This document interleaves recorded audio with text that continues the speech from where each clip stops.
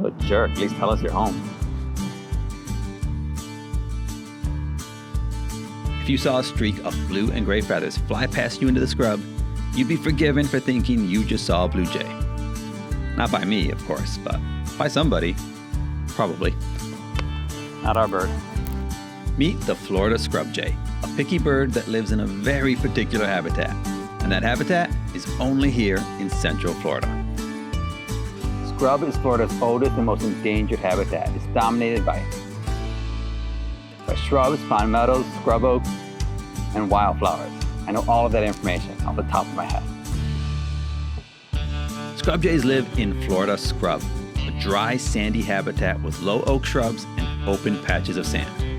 Paradise, if you're a charismatic blue and gray bird. Also, the dry part seems to be relative. Florida's only endemic bird, that means they only live here, is threatened under the U.S. Endangered Species Act.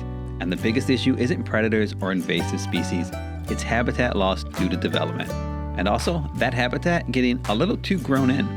They need scrub that's not too tall or too dense. It's a Goldilocks zone. And in nature, wildfires help maintain that open structure. Without it, the scrub can become overgrown and less useful for the jays. Like I said, they're picky.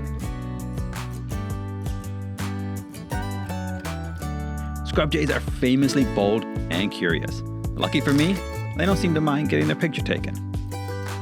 If you want my advice, go outside, find some scrub that isn't too tall or too dense, and spot this cool little bird while you still can.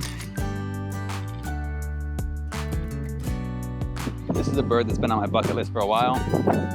It's no wonder you can't find them, because you don't find this habitat hardly anywhere anymore. Let's go find more.